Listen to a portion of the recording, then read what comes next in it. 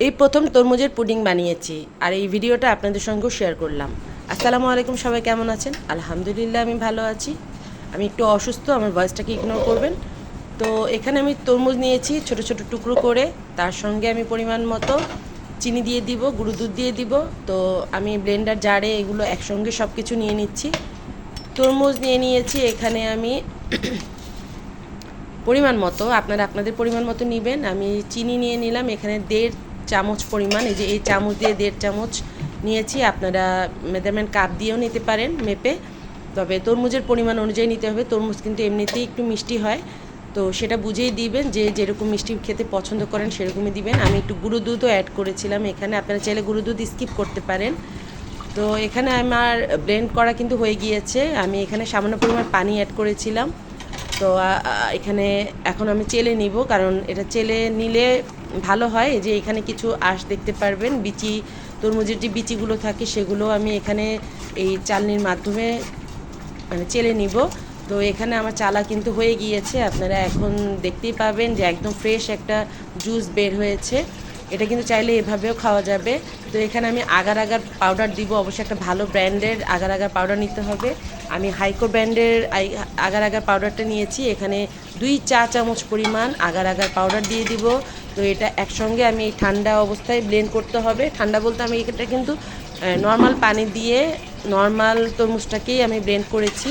তো এটা চুলায় দিলে কিন্তু এটা ঘন হয়ে যাবে, মানে আগার আগার পাউডারটা জমে যাবে, তাই এটার সঙ্গে আমি একসঙ্গে মিক্স করে দিব। তো এখন আমি এটাকে জাল করে নিব। শুধু আগার আগার পাউডার দিলেই হবে, আর কিছুই লাগবে না এখানে। আমি যেহেতু চিনিটাকে একসঙ্গেই ব্লেন্ড করেছি, তাই এখানে আর আলাদা চিনি দেওয়ার কোনো প্রয়োজন নেই। তো দেখেন আমার কিন্তু জাল হওয়ার সাথে সাথে কালার চেঞ্জ হয়ে গিয়েছে। এখন আমি এটাকে ঠান্ডা করার জন্য একটা বাটিতে নিয়ে নিব। তো এই তো ঘনত্বটা দেখিয়ে দিচ্ছি, আমি কিন্তু এখানে জাল করে নিচ্ছি, আর একটু বলক চলে আসবে তারপর নামিয়ে ফেলবো। তাও এখানে আমি এটা ঠান্ডা হওয়ার জন্য ফ্রিজে একটু, এই যে ধোঁয়া ধোঁয়া উঠছে যেহেতু, একটু ঠান্ডা হওয়ার জন্য আমি কিছুক্ষণ বাইরে রেখে তারপর নর্মাল ফ্রিজে, আপনাদের ফ্রিজের টেম্পারেচার অনুযায়ী এটাকে ঠান্ডা হতে দিতে হবে। তো আমি আমার ফ্রিজে রেখেছিলাম প্রায় 15 মিনিটের মতো। তো আপনারা ফ্রিজে এটা অবশ্যই রেখে জমাতে হবে। তো এটা আমি 15 মিনিটের জন্য ফ্রিজে রেখে দিব।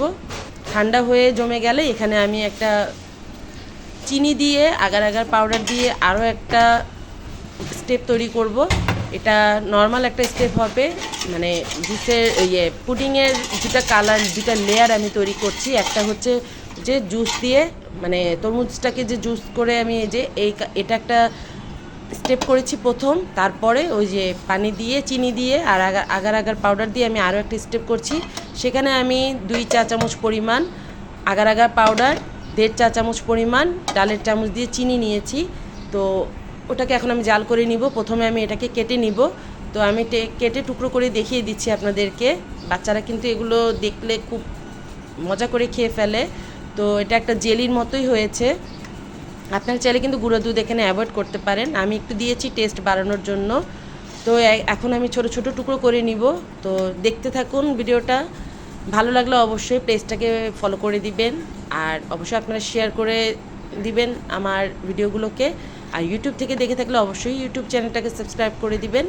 তো নতুন কিছু ট্রাই করতে তো সবারই ভালো লাগে, তাই না? তো আমি একটু দেখলাম কেমন লাগে, নতুনত্ব কিছু ট্রাই করলাম। তো এখানে তরমুজটাকে আমি তো ছোট ছোট টুকরো করে আমি একদম যে জমে গিয়েছে দেখিয়ে দিলাম, যে এগুলো যে কিউব করে নিয়েছি আমি এরকম। তো এখন আমি এর মধ্যে তো আগার আগার পাউডার চিনি দিয়ে আমি একটা আর দ্বিতীয় স্টেপটা তৈরি করে নিব। এটাও জাল করে একটু ঘন করে নিতে হবে, মানে থিকনেসটা তো বোঝাই যাবে, একটু ঘন হয়ে গেলে বোঝা যায়।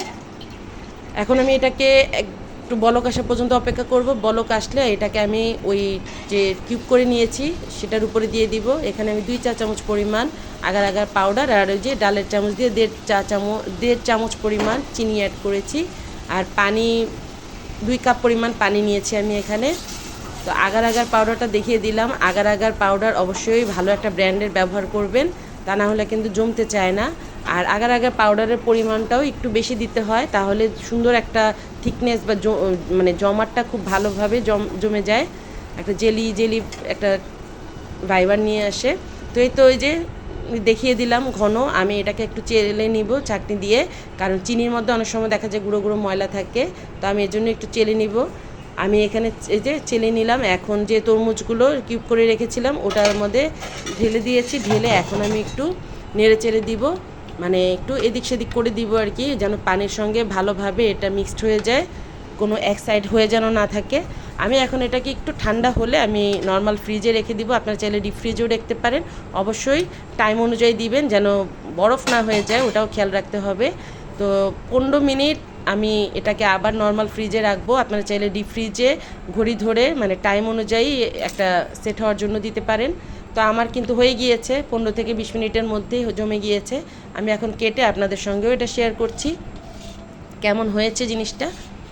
তবে দেখতে যতটা ভালো লাগে আমি জানি না কতটা ভালো লাগে, আমার কাছে টেস্টটা তেমন একটা ভালো ছিল না। তো অন্য কিছু দিয়েও আমি ট্রাই করব এরপর কেমন হয়, আর অন্য কোনো ফ্রুটস দিয়ে। ততক্ষণ পর্যন্ত সবাই ভালো থাকবেন, আবার কিছু নিয়ে চলে আসবো নতুন কোনো ভিডিও নিয়ে আপনাদের কাছে। আমি এখন কেটে আপনাদের সঙ্গে এটা কেমন হয়েছে সেটাও দেখিয়ে দিব। তো বাচ্চারা তো দেখে খুব বেশি পছন্দ করে এই টাইপের খাবারগুলো, মানে ওদের কাছে না যেন কি একটা মনে হয়ে যায়, খুব ইউনিক কিছু মনে করে ওরা, খুব টেস্টি মনে করে। তো আমি এই যে কেটে আপনাদের সঙ্গে পুটিংয়ের যে শেপ সেটাই দেখিয়ে দিলাম। তবে আমার কাটার সময় একটু ভুল হয়ে গিয়েছিল, তাই একটু ভেঙে গিয়েছিল। আপনারা একটু চেষ্টা করবেন ভালোভাবে কাটার জন্য। তো আমার এই যে নিচে দিয়ে একটু ভেঙে গিয়েছিল। তো এ তো আপনাদের সঙ্গে এটাও শেয়ার করলাম কেমন হয়েছে। আমি একটু খেয়েও দেখিয়ে দিলাম আপনাদেরকে, জমে গিয়েছে, ভালোই কিন্তু জমেছে। তো এই তো নতুন আরেক